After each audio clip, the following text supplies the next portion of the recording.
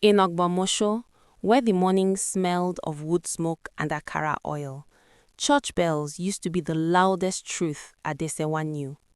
They rang before the sun fully woke, before hawkers cleared their throats, before the road learnt the weight of the day. On Sundays, the bells gathered people the way rain gathers dust, softly at first, then all at once. Adesewa stopped going to church the Sunday her mother's wrapper tore.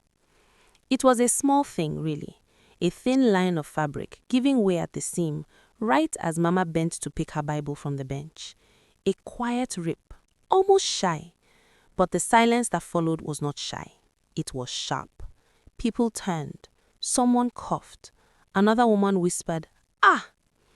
Mama straightened quickly, face stiff, smile pasted like wet paper. She sat through the rest of the service without standing again, her knees pressed together, her eyes fixed on the altar, as if God himself would stitch her dignity back in place.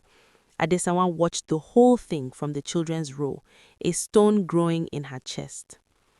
Before we continue, please like, comment, share, and follow. After service, nobody mentioned the tear. They asked after Mama's health. They praised the choir.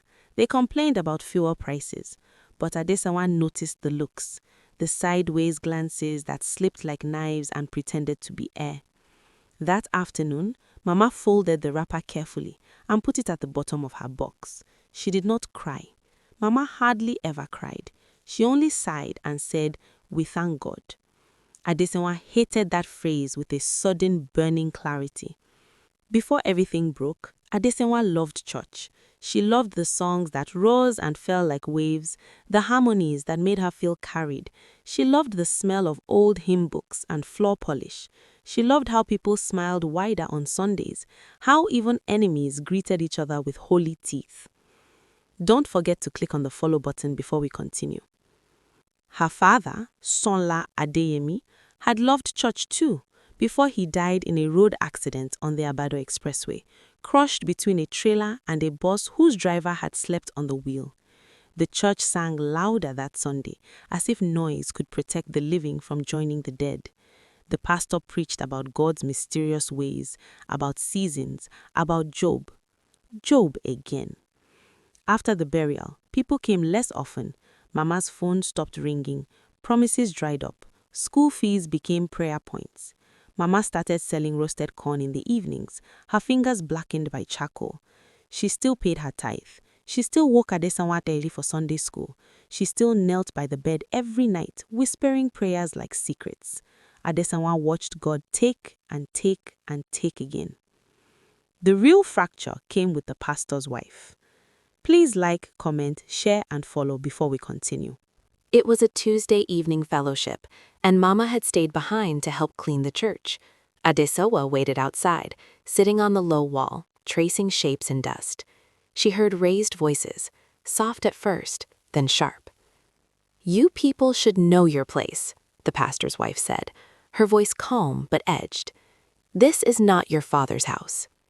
Mama's voice was lower. "I was only saying the youth meeting." "You are saying too much these days," the woman cut in. "Since your husband died, you people like to talk. If you don't have money to support the church, at least have sense."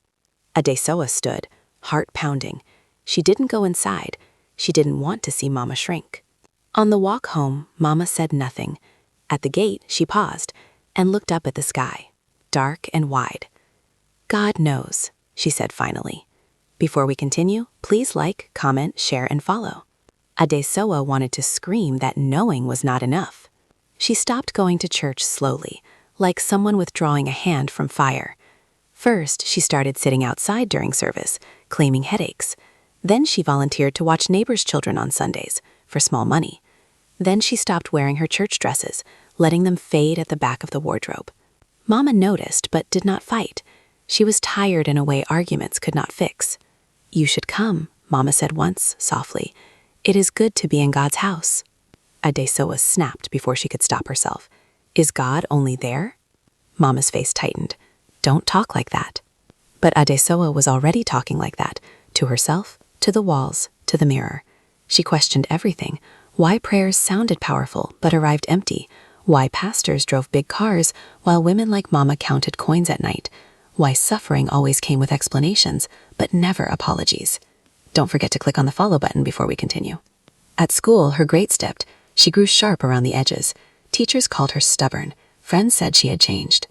One Sunday, as bells rang, Adesoa lay on her mat and stared at the ceiling fan wobbling above her. The sound of praise floated in from nearby churches, 3 of them competing, shouting God's name like it was a market item. For the first time, she did not feel guilty.